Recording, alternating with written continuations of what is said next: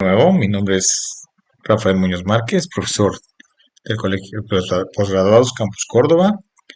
Este es el segundo video relativo a lo que son métodos multicriterio y en este caso voy a explicar de manera general lo que es el procedimiento conocido como proceso analítico jerárquico o AHP, que es del inglés Analytical Hierarchy Process, perdón, de ahí viene AHP.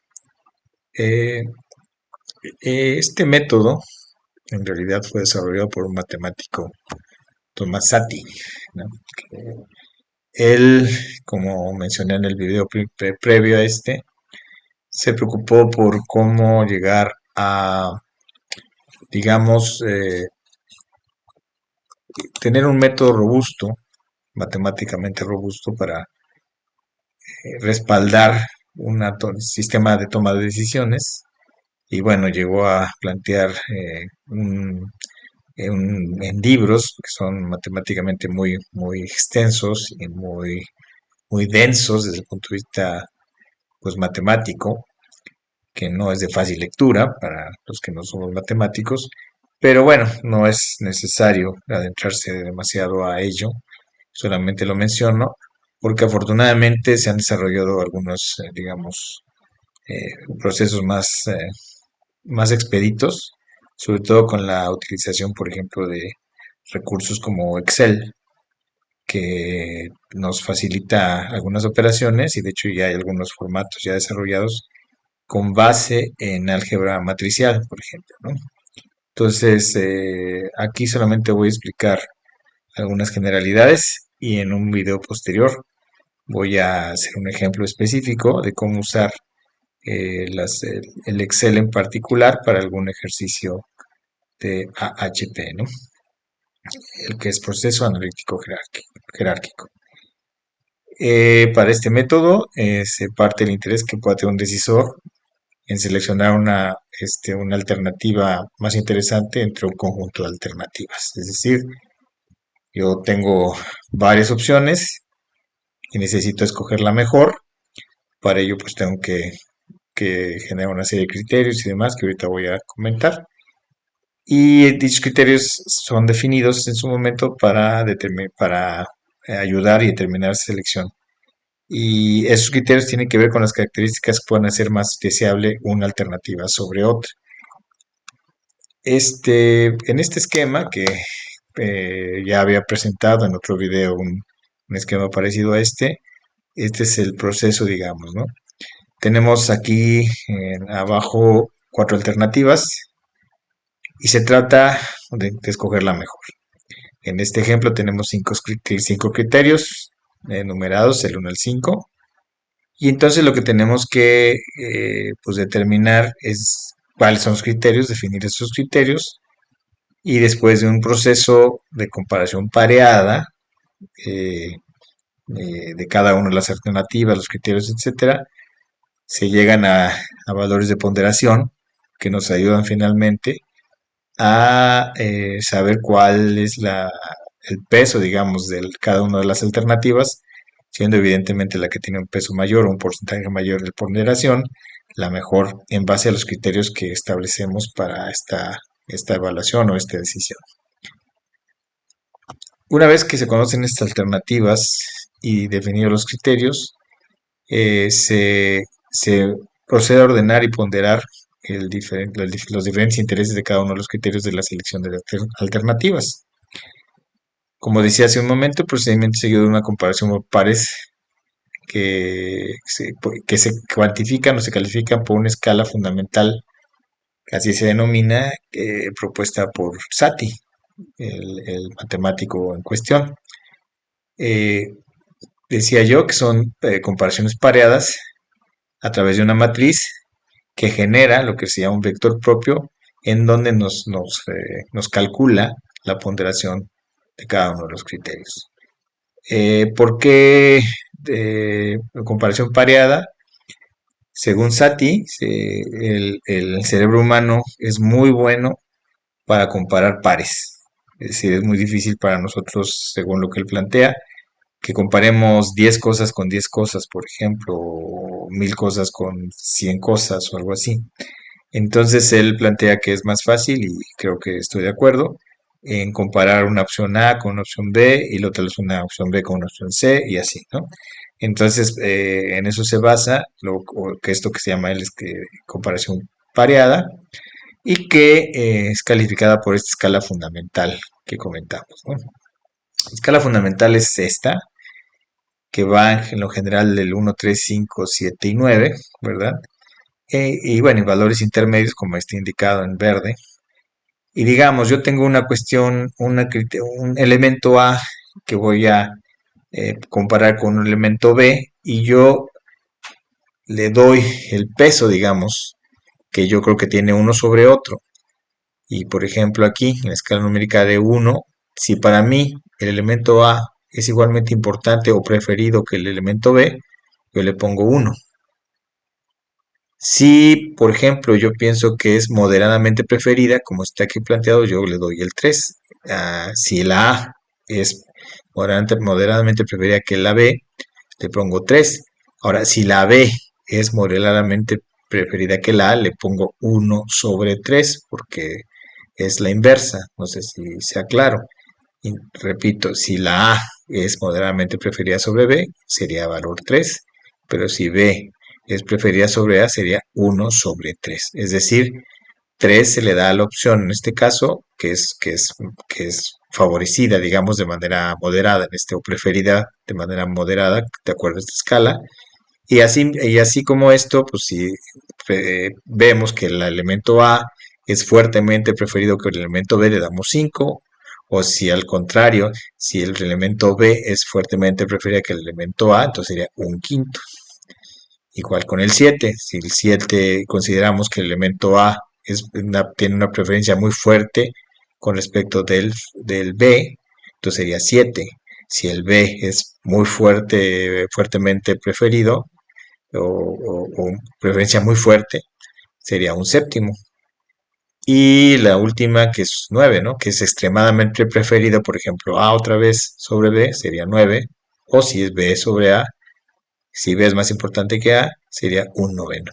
Y bueno, si nosotros encontramos, digamos, entre el 1 y el 3, puede ser que, digamos, pues a mí ni 1 ni 3, pero tal vez 2. O sea, por eso están los valores intermedios, entre 3 y 5 está el 4, entre 5 y 7 está el 6, etcétera. Entonces, al final es una calificación que normalmente se lleva o la hacen expertos que están relacionados con el caso que se esté evaluando, que sean capaces de hacer esa valoración de, de esos pares, lo que se están comparando, y darle esta jerarquización de acuerdo a la escala fundamental de Satie.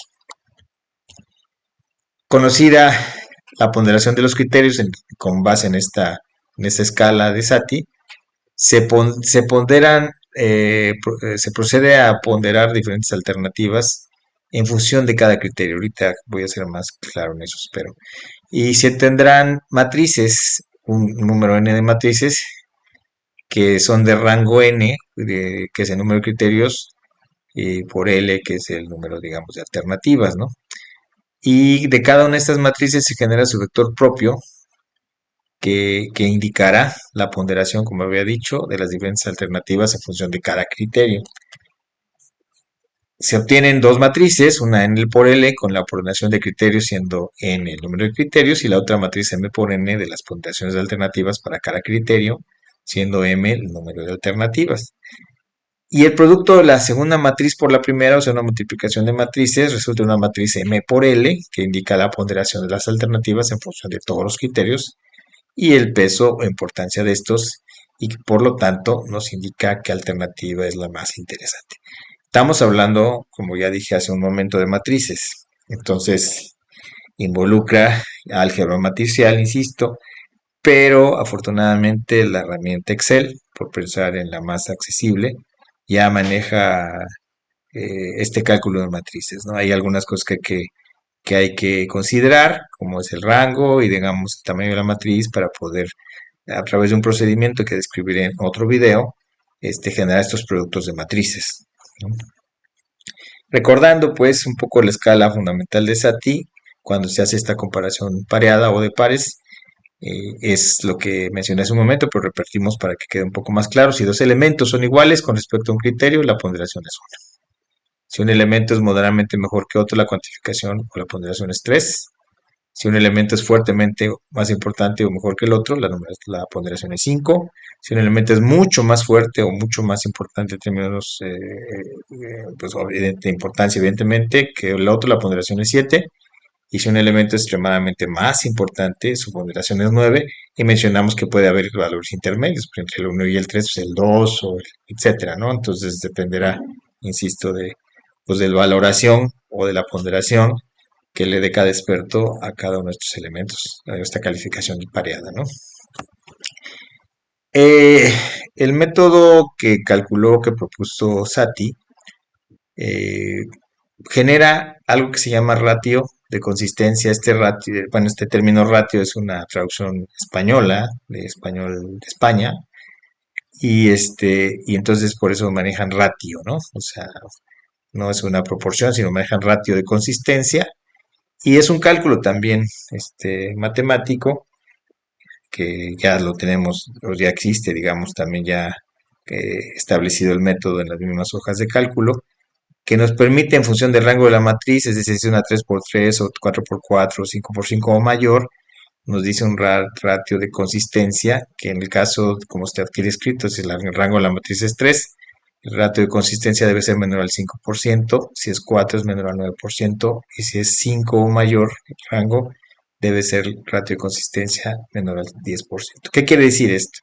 Que si yo una vez genero una matriz que le presento a un experto, me califica todos los criterios, etcétera, y los pondera, ¿verdad? Y se hace el cálculo matricial. Al final, cuando calculamos el ratio de consistencia, por ejemplo, ese es un rango de la matriz de 3 por 3, y calculamos el ratio y nos da mayor de 5, digamos 9%, se rechaza. Entonces, o se revisa el procedimiento porque hay alguna contradicción que en la valoración que hizo este experto.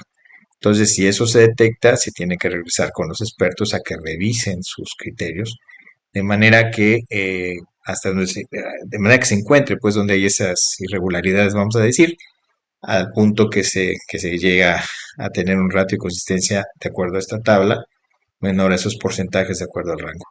Si de plano no existe consistencia, entonces se desecha esa valoración y se busca a otro experto, ¿no? O que pudiera hacernos la valoración o la ponderación.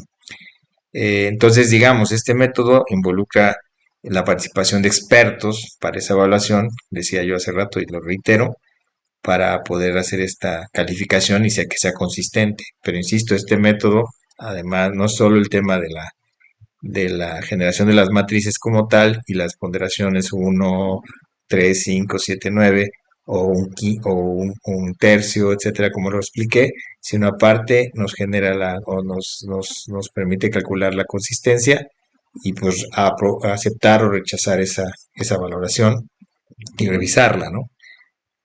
Como un ejemplo aquí, vamos a suponer que yo quiero comprar pues, un auto.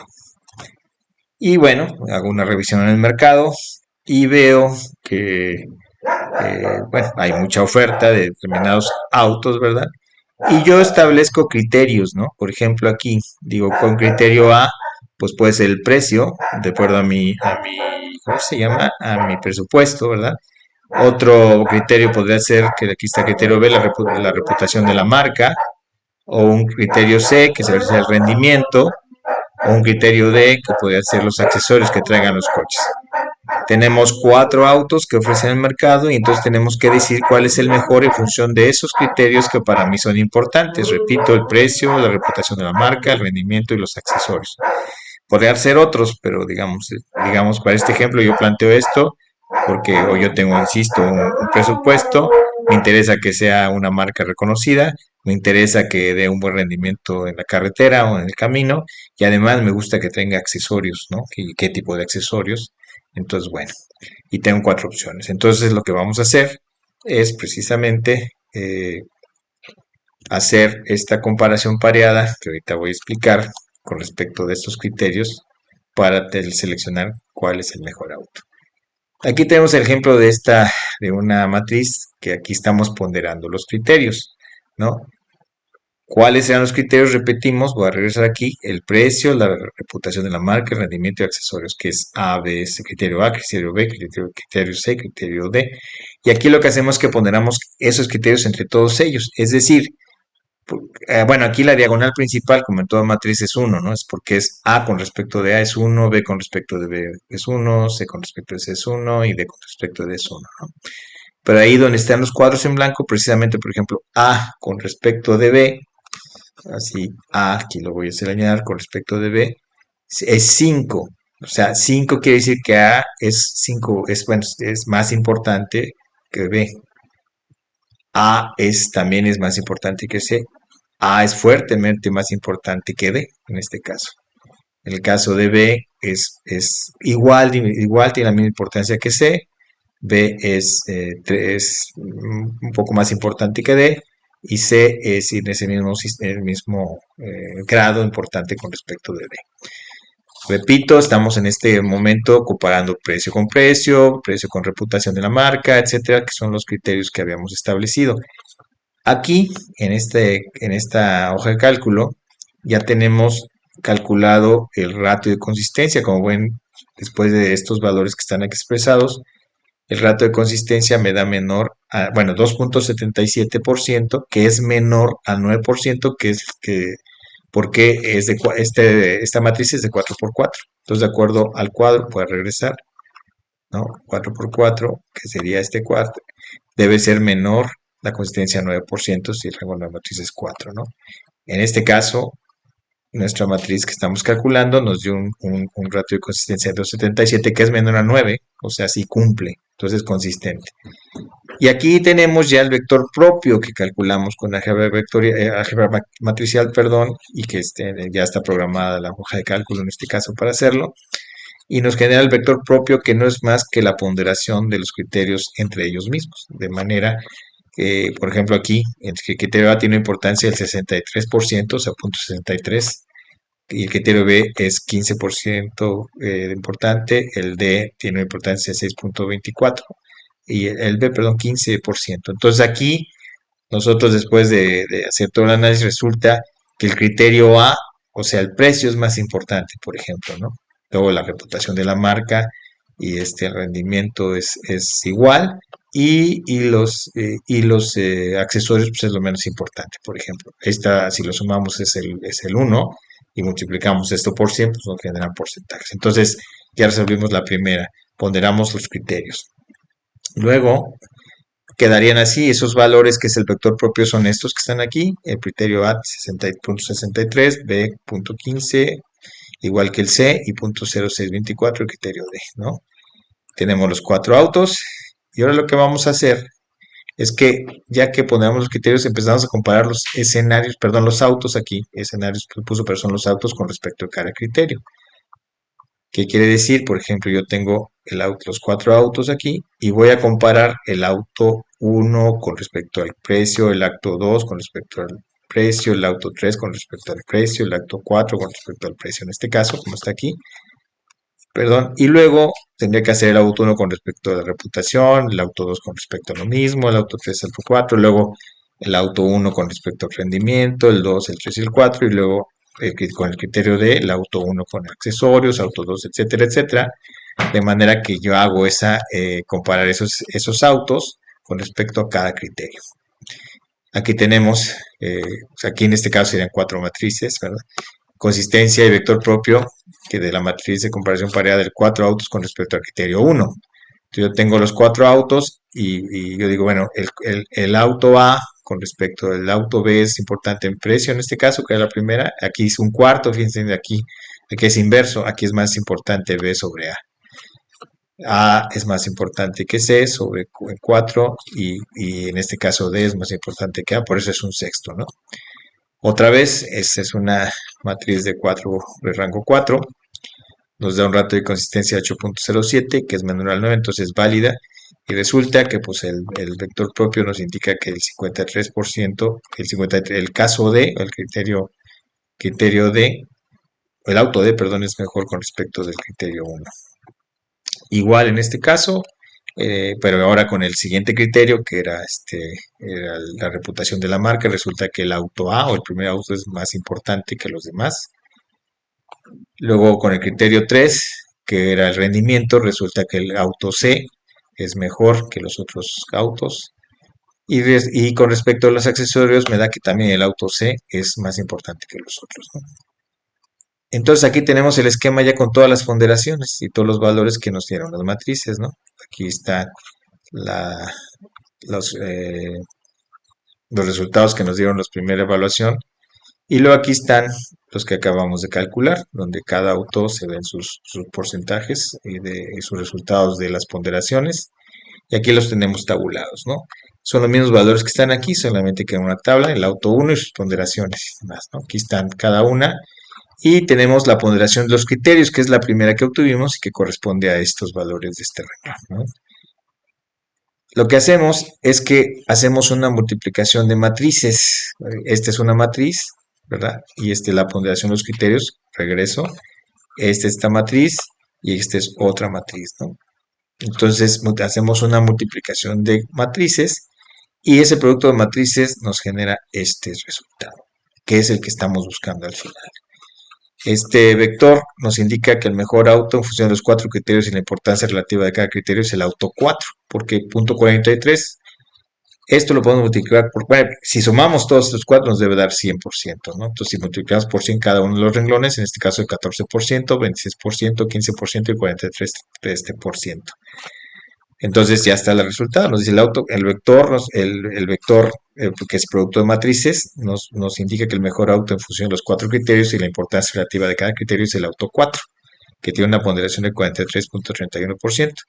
El auto siguiente en importancia es el auto 2, como aquí pueden ver, con una ponderación del 26.40%. En tercer y cuarto lugar seleccionaríamos el auto 3 con una importancia del 15 y el auto 1 con importancia del 14.54%. Esto es, digamos, un ejemplo en autos, pero puede ser cualquier criterio de cualquier asunto, digamos, distancia, como dije en el video anterior, si se quiere ubicar una instalación con respecto de su distancia a ciertos servicios o a una fuente contaminante, etcétera, se hace un procedimiento semejante a este, bueno, no semejante, igual a este, y podemos llegar a definir ya con base o con una matemática robusta eh, qué, qué opción es la más adecuada y bueno, ya con eso es más defendible en cualquier tipo de proyectos. Pues bueno, aquí lo vamos a dejar. Les agradezco mucho su atención y nos vemos en el próximo video. Muchas gracias.